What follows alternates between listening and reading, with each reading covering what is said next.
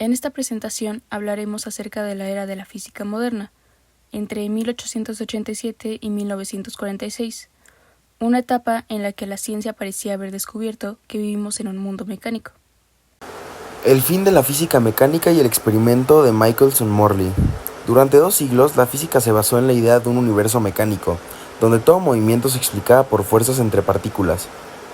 El experimento de Michelson-Morley en 1887 cuestionó esta visión al no detectar el éter, un medio que se creía necesario para la propagación de luz.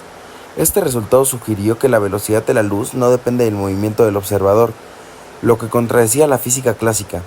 Este experimento marcó el inicio de una nueva era en la física, que requirió una revisión de los conceptos de espacio y tiempo. La teoría de la relatividad de Einstein.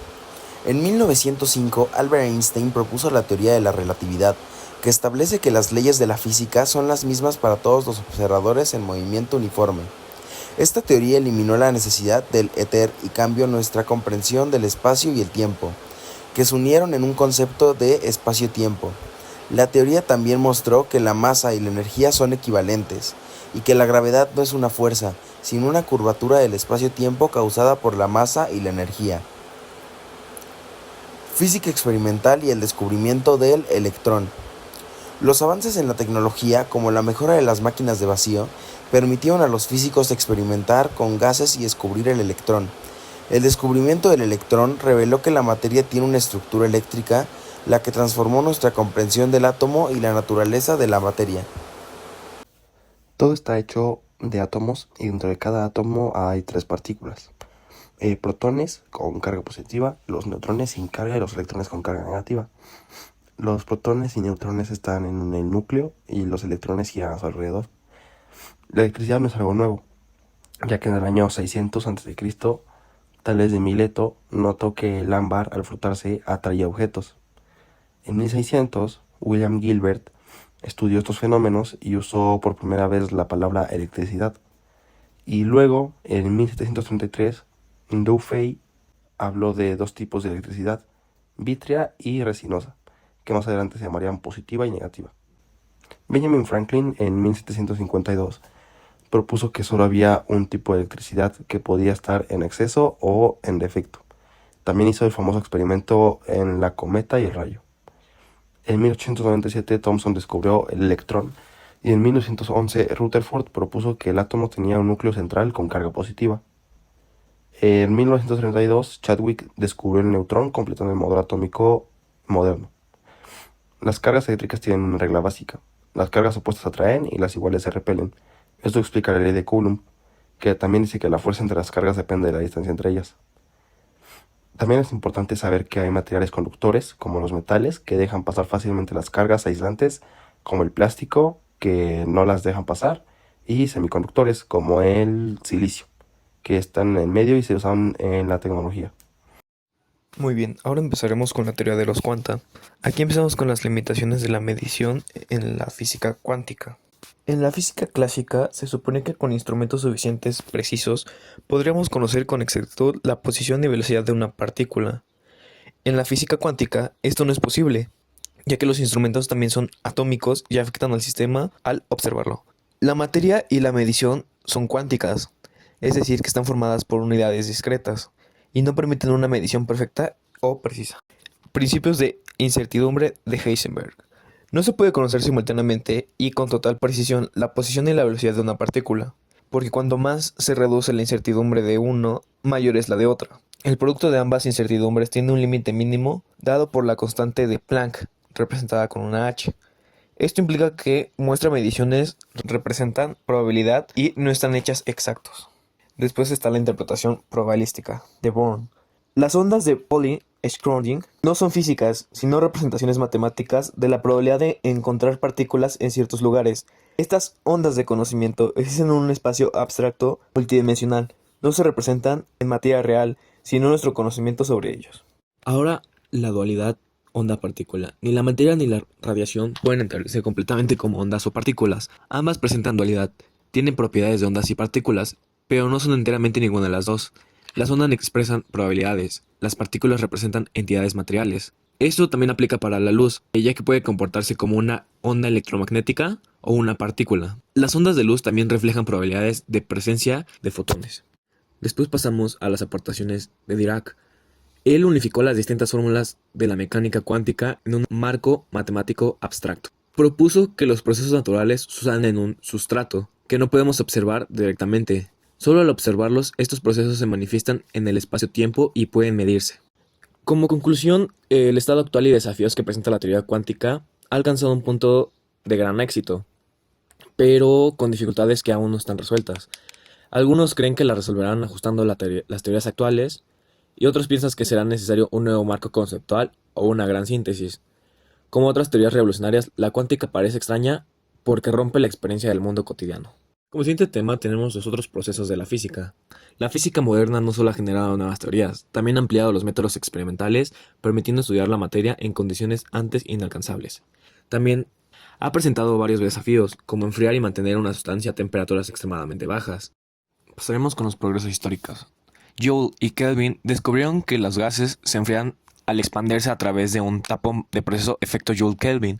James Dewar licuó hidrógeno en 1898 y creó el frasco de vacío, un termo para mantenerlo frío. Owens licuó hielo en 1908 y logró temperaturas cercanas al cero absoluto. Se desarrollan métodos magnéticos para alcanzar fracciones mínimas de grado por encima del cero absoluto. Después están los fenómenos a bajas temperaturas.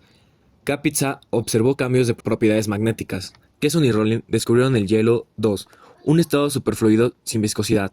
Aparece la superconductividad, donde ciertos metales conducen la electricidad sin resistencia a temperaturas muy bajas. Por último pasaremos con las altas temperaturas y presiones. Las estrellas son las que ofrecen un laboratorio natural para estudiar las temperaturas extremas, llamada astrofísica. En cuanto a presiones, se logran desde casi el vacío hasta 100.000 atmósferas. Al igual que con las altas temperaturas, la atmósfera puede ayudar a comprender mejor estos extremos. Continuando con el tema de la astrofísica, que es el estudio de la constitución física de las estrellas, y surgió a partir de la espectroscopia cuando, en 1823, Herschel propuso que el espectro de una estrella podía revelar su composición química. También se decía que el color y el espectro de una estrella dependen de su temperatura, es decir, que las más calientes son azules y las más frías rojas. En cuanto a los espectros estelares, Saja demostró que la visibilidad de los elementos en el espectro depende de la temperatura. También se decía que las estrellas están compuestas por mezclas similares de elementos y el espectro depende de su temperatura superficial. También que el espectro permite conocer el movimiento, brillo, masa y composición atmosférica de una estrella. Asimismo, se usaba el brillo y el espectro para calcular el tamaño de una estrella, y Hertzsprung y Russell en 1913 descubrieron que existen estrellas frías y rojas que pueden ser gigantes o enanas. También, inicialmente se pensó que las estrellas evolucionaban desde el rojo al azul y de nuevo al rojo, pero en 1917 Eddington refutó esto, mostrando que el brillo depende de la masa. Ahora, en relación con las enanas blancas, son el último estado en la vida de muchas estrellas, y cuando una estrella ya no puede hacer fusión de hidrógeno en su núcleo, deja de generar energía como antes. Entonces, sin la presión que produce la fusión, la gravedad hace que el núcleo se encoja y aumente su temperatura. El resultado es un objeto muy denso y pequeño, pero muy caliente en su superficie. A pesar de eso, emite poca luz porque su tamaño es pequeño y ya no tiene reacciones nucleares. Eventualmente la enana blanca se enfría poco a poco y al final se vuelve completamente oscura e invisible. En el siglo XIX se creía que el Sol ocupaba el centro de la galaxia, pero observaciones de cúmulos globulares y la influencia de la materia interestelar oscura demostraron que el centro galáctico está a unos 40.000 años luz, y el Sol gira en torno a él a 270 km por segundo. También resultó ser que más allá de la Vía Láctea, muchas nebulosas eran otras galaxias. Hubble confirmó esto al resolver estrellas en Andrómeda en 1924, usando cefeidas para medir distancias de hasta 1.000 millones de años luz. Finalmente, Eddington propuso una síntesis especulativa que conecta la estructura del universo con la física atómica, anticipando una posible teoría unificadora. A continuación presentaremos la línea del tiempo. En 1823, John William Herschel propuso que el espectro de una estrella revelaba su composición química en Inglaterra. En 1897, Thomson descubrió el electrón en Inglaterra. En 1900, Max Planck propone la cuantización de la energía, Alemania. 1905, Albert Einstein explica el efecto fotoelectrónico con fotones, Suiza. En 1911, Rutherford propuso que el átomo tenía un núcleo central con carga positiva, Inglaterra. 1917, Arthur Eddington demostró que el brillo de una estrella depende de la masa, en Reino Unido. Continuando, de 1920 a 1921, Meghnad Saha demostró que la visibilidad de los elementos en el espacio dependen de la temperatura, en India. En 1924, Louis Broglie propone la dualidad onda-partícula para la materia, Francia. En este mismo año, Edwin Hubble resolvió estrellas en la Gran Andrómeda, confirmando que era una galaxia, Estados Unidos. Werner Heisenberg formula el principio de incertidumbre, en Alemania. En 1930, Paul Dirac publicó Quantum Mechanics y unifica teorías cuánticas en forma matemática, en Reino Unido. En este mismo año, Kapitsa descubre cambios en las propiedades magnéticas a bajas temperaturas, en la URSS.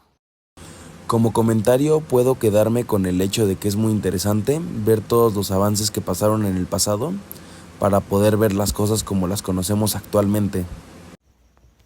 Y bueno, desde mi opinión personal, igualmente me parece algo interesante, atractivo, cómo es que con cosas básicas van descubriendo pues información o van haciendo proyectos que más adelante sería el desarrollo de muchas cosas de uso cotidiano. Y sinceramente se me hace algo muy, muy sorprendente. A mí me llamó la atención que durante mucho tiempo se creyera que el Sol estaba en el centro de la galaxia, solo porque era el centro de lo que podíamos ver desde la Tierra. Como comentario final, me llama la atención cómo solo en la atmósfera podemos encontrar estas altas temperaturas para medir. Y también algo interesante es cómo muestran que en el mundo cuántico la realidad no es fija ni completamente observable. Todo se basa en probabilidades, y el simple acto de medir ya modifica lo que se observa.